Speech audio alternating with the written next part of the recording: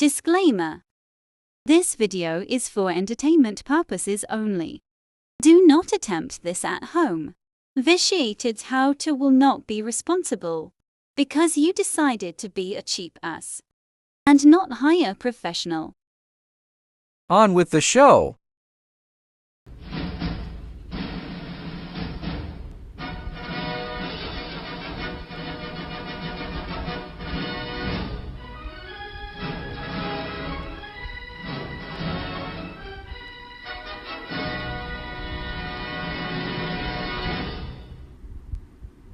If you've been watching some of my videos about Apollo and about some of the other dogs, then you know most of the dogs that I get are rescues. Falcor and Abby were the only two dogs out of 30 or 35 that were not rescues. They were actually intentionally bought. So, we're going to, I don't know how many videos this is going to end up being, but it might be a long one, so I might have to break it up in a couple. I don't know. I met a lady the other day. She's probably in her late 50s, early 60s. She had a Schnauzer. Fucking idiots. Took the Schnauzer to a ice cream parlor. It was a rescue, and it was obvious that she had never had a rescue before. And so this poor little guy was flipping out. He was barking at everything, biting at certain dogs, and a whole bunch of other things going on. And I just was watching him. And watching him reminded me of Apollo when I got him. Apollo and his fear aggression and the separation anxiety. That Schnauzer came from, I think she said North Carolina is where they live. She got it when it was 6 months old out of a shelter. So that right there, if anybody has ever been in foster care, you understand what that poor dog went through. So she gets it out of the shelter, and however long they stay in South Carolina, and then they go from South Carolina to 800 miles away to visit some of her family in a strange place that the dog's never been before. And then she can't figure out why he's acting the way he's acting and tries to discipline him. So I sat there, eating my ice cream, probably about 30 minutes. And then I walked my ass over and I said, "Look, man, where'd you get the dog?" I started talking to her and conversating, and then that's when she told me everything about it. And then I proceeded to explain to her like I'm about to explain to you. But there's a few things I left out. A, if any of you people have ever been in foster care, you would understand what a rescue dog goes through, especially a dog in a shelter. You would understand. Anybody that has never been in a foster care is the worst thing on this fucking planet. It is. I don't care if you're in a foster care facility or if you're in someone else's home. It is the worst thing on this planet. Because you are the kid that didn't belong. Just like the dog. You are the dog that didn't belong. And we feel that way. I was in foster care when I was really little.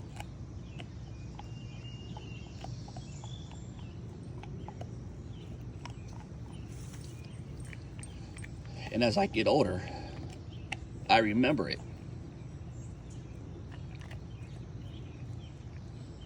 And that's why I've gravitated to the rescue dogs, I guess, because of what I went through as a kid. So I can relate to the fear, the abuse, the anxiety separation, I guess the post-traumatic stress from being ripped from a place that's the only place you've ever known. And I mean, I've had to deal with it with these two, with Apollo and Shelby coming up here, and at first it didn't dawn on me because I figured they would be okay with it. But when we got to the place we're in now and the way they started acting, they didn't act that way at home. So I put two and two together really quick because Shelby spent a year in a no-kill shelter. A year. Can you imagine being a year in an 8x10 cell alone I mean, I'm one for not really caring for people, but she really loves people. They found her on the in West Palm Beach on the road. Luckily, a no-kill shelter found her. One of their people picked her up, because if it had been anybody else in West Palm Beach, they'd have killed her. She wouldn't have got a chance to be adopted. They would have killed her because of the way she is. She's aggressive to a point. I mean, she's not really, she likes to play, but she's kind of aggressive because she wants to be the alpha, because she was a puppy mill dog. So she spent most of her time in a damn kennel anyway. That's why she's afraid of storms, because southeast storms in Florida are nuts. I mean, they come and go so fast, they blow your mind. And then Apollo over here, I took him, he was 1.5 years old. I think he was being mistreated because the way he acted. I don't think the guy did it. I think the girlfriend took in, it might have been the guy, because he don't like guys at all. But he was okay with the guy that owned him and his dad, so I don't know. But when I got him, he was on a high dose of Prozac. He had a shock collar and a choker, and I'm scratching my head. I understand Shelby, but Apollo, somebody spent a lot of money on his training, because he's well trained. So I don't understand what was the need for that, other than just too lazy. And then they had a kid. The guy got the dog, then he got the girlfriend, then they had the kid. And then she didn't work and he did. So we all know how this generation works out. They barely take care of their goddamn kids, let alone their animals. So the guy got rid of Apollo.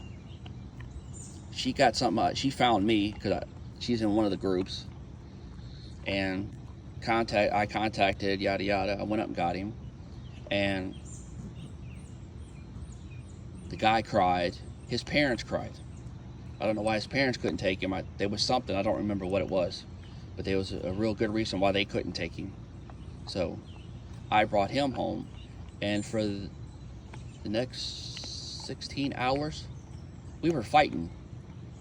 I had to tie his ass up so he wouldn't chew me up, because he was afraid. We were fine before we got in the van. But on the way home, when we got far enough away, he realized that we weren't coming back. Yeah, the aggression kicked in. And then it went nuts from there. It took me 30 days to get him okay. 1.5 weeks, 2 weeks, all I could do is take him outside, let him go to the bathroom, put him back in a room. I couldn't do nothing else. Because I did it for after about a week. I let him out for a little bit, and then he thought he was going to try to corner me and stake his claim on the hallway and not let nobody by, or just not let me by. So I had to solve that problem too. But again, it's back to the fear aggression.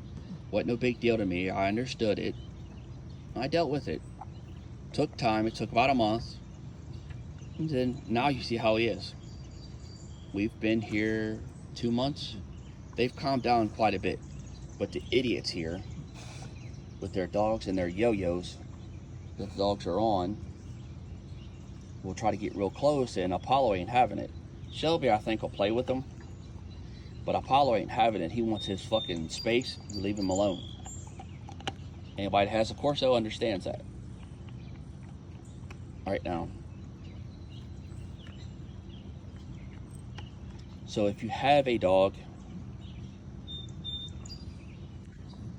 that's like these, you just got to be mindful.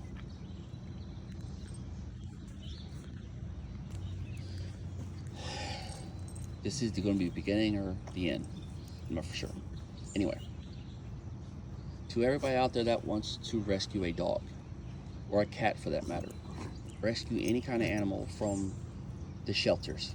If you've never done it, you better research up on it. Because getting a dog from a shelter or rescuing a dog is like getting a kid from foster care. And this is going to be where I explain kind of the foster care and shelters. So this will be probably towards the end. Because all you people out there that just think you're getting it, it's fucked up. Because you got a big thing ahead of you. Back where we live, there was a guy that got this dog out of the shelter, returned it. He had it for 3 or 4 days, returned it back. That was the second or third time that dog had been returned. So it was put on the kill list, and the dog was put down. Now, this is going to be mainly about getting rescues. If you have children, don't get a fucking rescue dog. You're not going to do the service to the dog, and you're not going to do service to the kid. I hate it for them to be put down, but I hate it more for a child to get fucking hurt because your goddamn participation trophy entitlement thinks you can do whatever you want to do, and you're going to bend the dog to your will. That's not going to happen. Rescues are set a certain way, just like a child from the foster care. Unless you get them really little. I mean really little. Like 6 weeks little. Any older than that, then they done kind of have a mindset. They've done been through the system and had problems. So then you've got problems to deal with.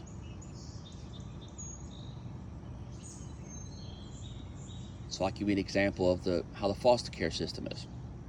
When I was a kid, I was in a place called the Allen House. You can look it up. In late 90s, early 2000s, they were shut down for child abuse. I ain't explaining no more. You can find out the rest. Because TikTok or YouTube will hit this damn video if I explain more. But that place was pretty bad. They would make 10 or 15 kids take a bath in the same water. And then the food sucked, the people sucked. So it was horrible. Now, me telling you that story, it's a lot worse than what it sounds. Believe me, it's a lot worse. But because of YouTube and TikTok, I can't explain it. But you can look up the place and you will understand. Now you would say, oh, poor guy, you had a rough life. Yeah. Now, magnify that on a dog. Because on humans, there's limits that people can't do, and they're worried about going to jail, but they can do it secretly. A dog, they can do it publicly. So, when you take a dog and you publicly humiliate it, when there's other people around or other animals around, and abuse it and do whatever you're going to do to it, and then you stick it in a shelter because you no longer want it. And then it spends a really long time there. Shush. Shush. Shush. See, now that's progress. And then it spends 6 months to a year there if it's a no-kill. If it's not, then this phone, for some reason, it just stopped recording. I don't know what the world's going on. But anyway, so there's that. If you have any other kind of animals, I don't care what they are, be mindful about the dog you're getting. He's a guardian. He's a Cane Corso, or actual name is Cane Corso, but most people know it as Cane Corso. So there's all that. She's a Dogo Argentina. Most people know it as Dogo. She is a hunting dog. Prey driven like crazy. He's a guardian. So you have to understand that. I'll give you kind of an example. There was a young black woman. Some guy thought he was going to make a TikTok video out of it. There was a young black woman. She was probably 21, 22, maybe 23. A beautiful Cane Corso. She didn't have a leash on. She was walking. He was well trained. Walking right next to her. She was minding her own business. She was doing her workout. He was doing his. This guy of some sort is videoing, talking about how he's going to try to pick her up. And he starts flirting with her, and the lady was nice. I mean, she was really polite to him. She was like, yes, no, thank you, I'm sorry, I gotta go. And she was just trying to be nice to the man. And he just wasn't having it. So he kind of backed off and went back a little bit more. And she said, hold up, you need to give me the space. My dog will bite you, you need to give me the space. You need to step back. And he said, the dog ain't gonna do this, the dog ain't gonna do that, this ain't gonna do that, and this ain't gonna do that. And the more she backed away, the more he went to her. And the dog seen what was going on, and the dog chewed this guy a new ass. I mean, chewed him up. And he's like, get your dog, get your dog, get it. And she was commanding the dog. She didn't have nothing to pull him off of. But me personally, should let him chew his ass up. But that's me. Because this day and age, if a guy won't leave you alone and he's that forceful, there's something wrong. So the dog stopped after the guy walked far enough away from her. The dog stopped and walked away. And then the guy started babbling, running his mouth. And she's like, hold up. I told you to give me my space and you proceeded, so that's your fault. That's the background on how the county Corsos are. Now there's other breeds that are even worse. And some of them breeds, if they hit a no-kill shelter, they're put to death. Where I live, the way Shelby is, the shelter there, they'd have killed her instantly. It would have been no doubt, because nobody would have took her. She'd have been dead within a week. There was an actual dogo there, and I was trying to figure out a way to do it, but I couldn't because I was coming to where I'm at. And living in a 37-foot 4-slide travel trailer that's a fifth wheel, 3 big dogs like that, I just couldn't do it. And I was trying to get people that I knew, hey man, this and this, till I come back, yada yada. I tried. I mean, I wish I took them all. There was 5 of them. And it was upsetting because I know they all got put to death. I know it. And it just sucks. You can't save them all. Love the ones you can. And not knowing the histories of some of the animals, you don't know what you're getting. It's kind of like Forrest Gump's life's like a box of chocolates. You never know what you're going to get. Yeah, with rescues, you don't. And it's just luckily, me and my wife have been experienced with it since we've been together for 20 years. And then I've had rescues before then. Every dog before then I had was a damn rescue. So I've had them all of my adult life. And if you're not experienced in it, it's going to be bad for everybody.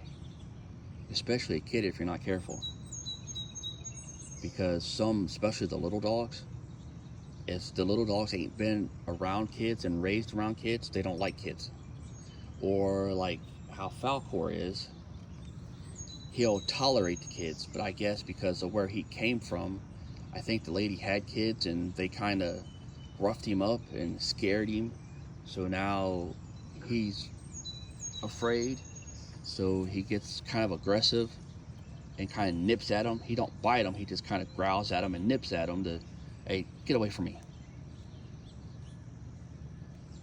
So, and that's just happened of late. He ain't fixed or nothing yet. And then I've had a lot of pit bulls. Actually, I had a wolf for a while. I had a gray wolf. And he was a rescue. Believe it or not. The gray wolf was. There was a guy where I lived, had him on a damn little dinky little chain. I mean, it was a little chain. That wolf broke the chain, jumped a 6-foot fence, and killed the neighbor's 2 pit bulls. Just killed them. I don't know why. Ain't got a clue. Because when I brought him home, I had 3 pit bulls. But they were all females. The neighbors was male and female, so I don't know. I'm guessing this is just spitballing here. I'm guessing the neighbor walked the dogs in the front yard and let them piss in his front yard, is my guess. Because that will piss a dog off.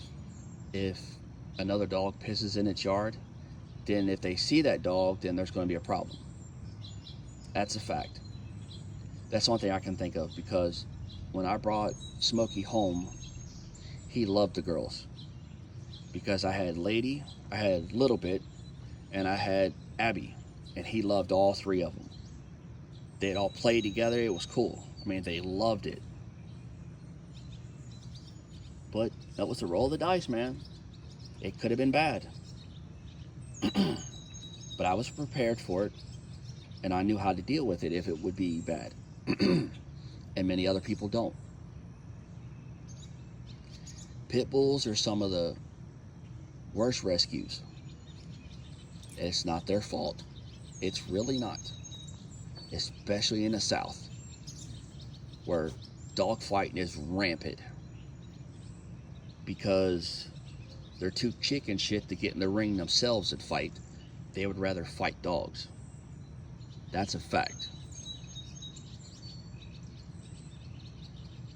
Sorry I paused. It's just it fires me up talking about it, but it needs to be said.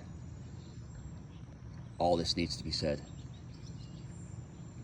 And I mean, some of them are really nice and some of them ain't. And it's through no fault of their own. It really isn't. It's just how they are down there. And it's crazy.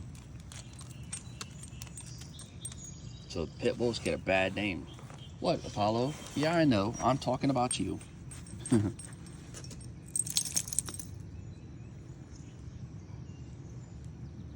So a lot of what you see in the shelters are pit bulls. And a lot of them are dogs that were puppy mill dogs that some backyard breeder did. Get over here. And they just turned them loose. They didn't want to deal with them. Or it was their puppy that just wasn't sellable, or whatever the issue is. Come here.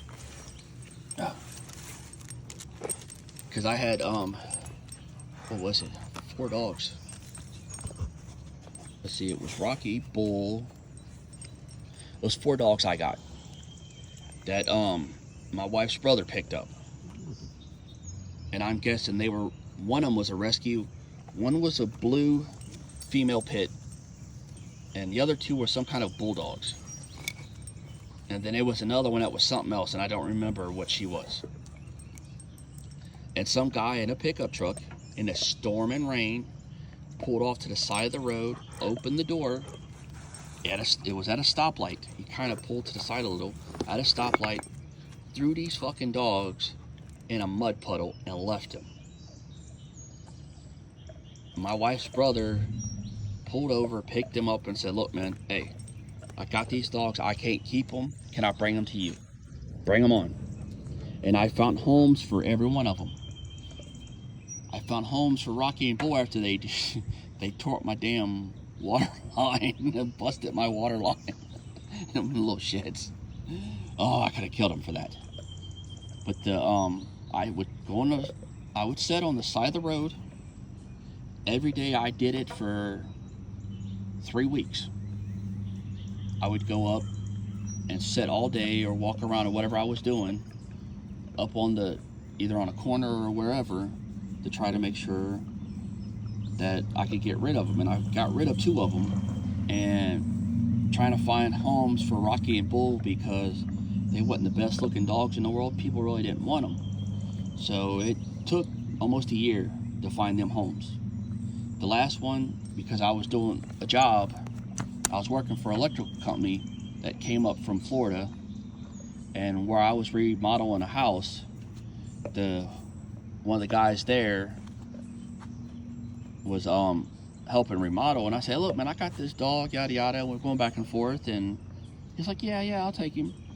I was like, this is what he is now, and I explained to him the situation. Yeah, I ain't got no kids, it's cool, whatever. And so everything was fine. So it was pretty cool. But not everyone has a happy ending. And another part to this is because I'm in a couple Dogo Argentinian groups and Cane Corso groups. I'm in a few of them. there's a lot of people that get these as puppies. And then when they're about a year old, they realize, oh my God, what I did, how do I do this? How do I do that? And they start going on. And then they get mad when people start dogging them. And then the admin of the groups get mad because they think the people are being bullied because they made poor choices. Nah. You get a dog like this, a Pyrenean, the Cane Corsos, the Dogos, any of these big dogs like this, hell, even St. Bernards. You get these big dogs, you gotta do your research. Apollo, I researched him 5 years. Him and Shelby, I researched both breeds because I didn't know which one I wanted. And they would have been $5,000 a piece if I'd have paid for them. Got them as puppies, at least $5,000. So I did a lot of research on them because I still had my 3 pit bulls. So I didn't know if I was going to get one while I had them or while I was going to wait till they were gone. I didn't know. And it ended up being, actually, no, I had 4 then. Because it was Goliath, Lady, Abby, and Little Bit. So yeah, there was 4. So that's, when I got Goliath, is when I did the research. Goliath was a rescue, and he was supposed to be kind of a part-time thing because I really couldn't take care of him at that moment because I done had the 3. But I ended up keeping him till I had to put him down because of the hell was it he got? Renal failure from hip dysplasia. He ended up with renal failure, and there wasn't nothing that we could do about it. So I did the research on them, and I was in the group, and that's how I got them. But there's a lot of people that's in there, they realize after when they're about a year old, year and a half old, when they start really hitting puberty, and they start being the dog that they are going to be for the rest of their life.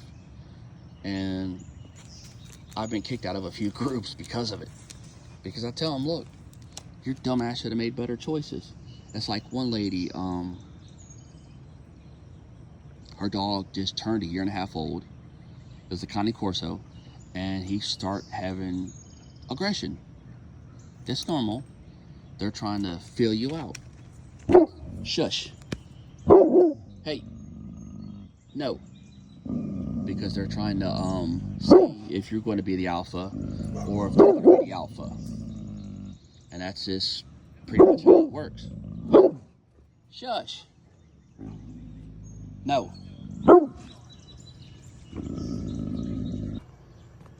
So because he was trying to discern who the alpha was, she was trying to get rid of him because she couldn't handle him.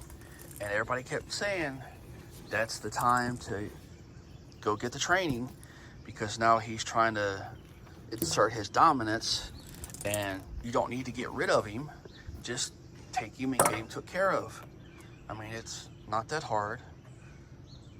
I mean, if I got him and I would have needed to pay for training if I couldn't correct him, I would have paid for it. He was already trained and I already know somewhat what I'm doing, how I've been with all my other animals, so it's just the same thing as well. Yeah, I'm trying to get their leashes so the phone's there. Because we were just outside. And as you can see, Apollo was barking and he went to play. But anyway, I'm getting sidetracked.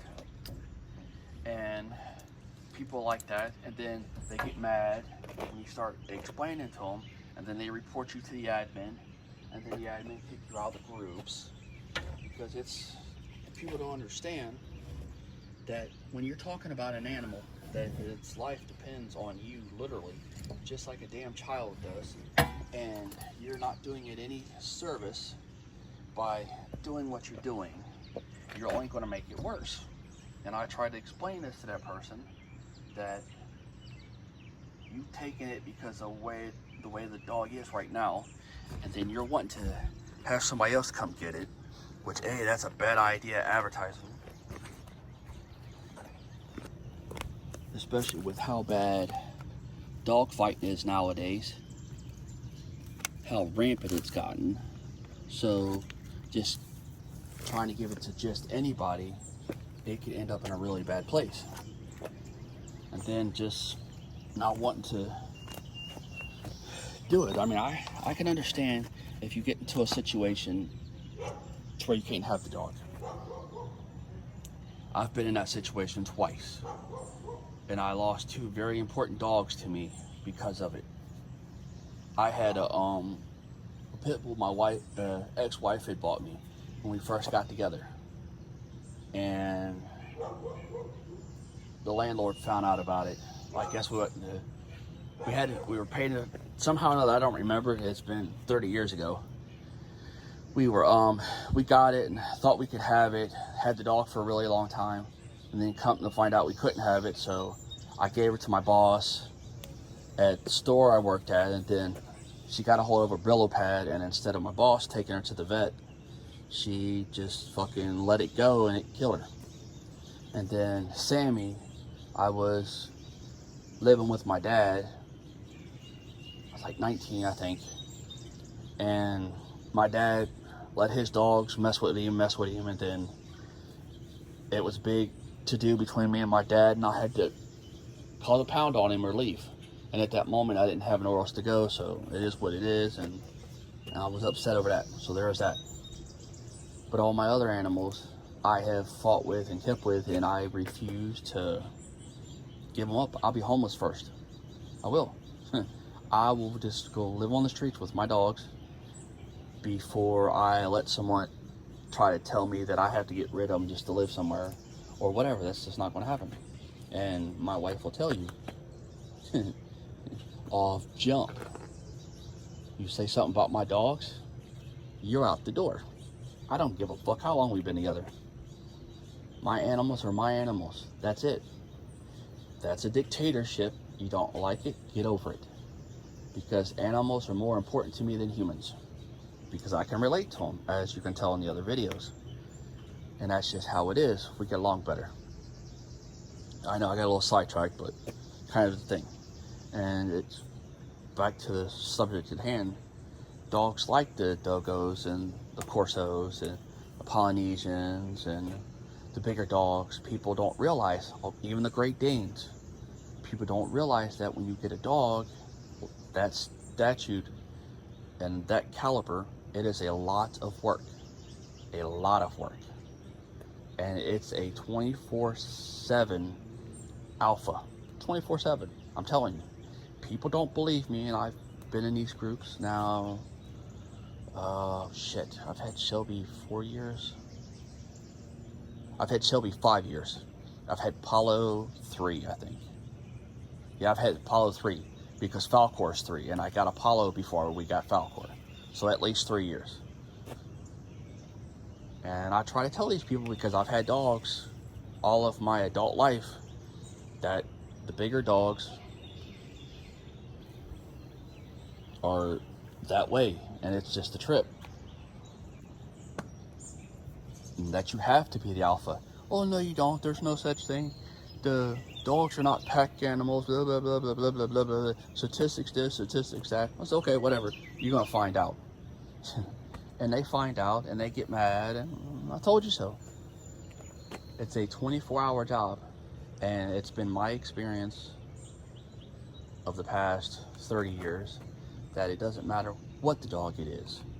It is a pack mentality, and you have to be the alpha.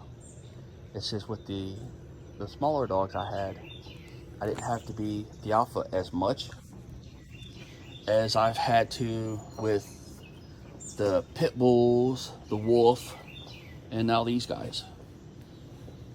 The bull mastiff I had, I was kind of the alpha, but I really didn't have to be so dominant because he was really pretty laid back because he was the runt. But a lot of the other ones had to be. It's just, that's how it was. Because if not, they would try to run your ass over. And I try to explain that to people, and people just can't get that through their heads. So when you are trying to get that said rescue from the pound or that said rescue from somebody off Facebook, you don't know what you're getting. Not a clue. You don't know. So with that being said, you have to be mindful about it because you don't know how that animal had lived and whether it's a cat or a dog. I mean, because I can tell you right now from experience, cats, if they're mistreated, they will hate humans. I knew this guy. I knew it was one of my best friends' brother.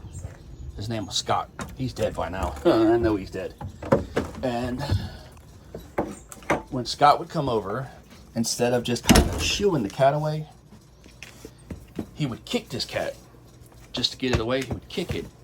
So it come to a point in time, this said cat, when Scott would show up to this house that he was visiting, I forget what relation they were to Scott.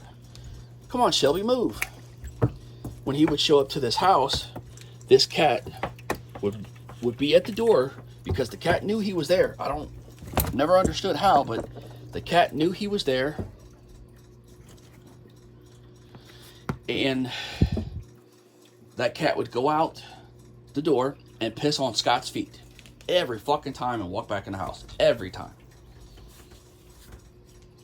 So, because of the way Scott was to that cat, that's why the cat was the way it was. So, when you're getting a cat from there, it could be the same problems. You don't know. Because, like I said in the other videos about the dogs, animals you just don't know when you're getting them from the pound. Because you don't know how their life is. And if you've never done it before and you have kids, it's not a good idea to. It really isn't. And I try to tell people that, and they hard-headed. Because it's like nowadays, and I know I've said this 4 or 5 times already, people won't take care of their kids. That's why the country is the way it is. So that being said, how are you going to take care of an animal that needs just as much attention and work as the kid does, if not more? So I mean, it makes no sense. And you don't do a kid a service, or you don't do the dog a service, and you really don't do the kid the service because it causes more problems. So you just got to be mindful about that. I think that's pretty much what I have to say about it. If I have something else, I'll make more. It's another one, and then back and forth, because I've been in them places. And then you might get a good staff that'll take care of you. Then you might get some asshole that will feed you whenever they feel like it, leave your kennel full of urine and fecal matter. So I mean, it's pretty messed up. So then the psychological and the physicalness of that, and then you go to someone's home and then they start beating your ass because you're acting a certain way, and they can't understand why they're having the same thing done to them that was done before. So you got to understand that when you get an animal from the shelter, there's a lot of baggage. Just like a foster kid or just like an abused person. There's a lot of baggage there, and you have to understand that baggage, and you got to take care of it. And I've seen a lot of people that had kids get rescued, and I think that one that I was talking about in the other video had kids, so that's why he ended up returning the dog, because he thought it was going to be okay and it wasn't. If you have other dogs, say you got one dog and you want to go rescue another dog, you take that dog with you, your dog. If they don't interact good together away from that kennel, don't get it, because it's going to be problems. And people nowadays, they can't even take care of their kids. They're too busy on their phones and on social media trying to get attention, so they can't give the care that the animal requires. And these two goobers have required a lot. She she's cost me a lot. I mean, a lot of heartache. But it was kind of my fault, so there's that. I dealt with it. She's still alive. It is what it is. So you just got to be mindful about that. If you have cats, don't do it. I have cats, or I had a cat, and they said that she would kill a cat. Not happening. She didn't. I knew that cat would fuck her up. Flat out. She would have tried to get a hold of that cat, and that cat would have lit her ass up. Believe me, that cat had survived 10 dogs more aggressive than she is. And she stomped their asses. How to make a homemade vise when you don't have one. If you got a pair of vice grips, get you some kind of a table, clamp that bad boy down. Next thing you know, you got your nice little vise, and you can do whatever you want with it.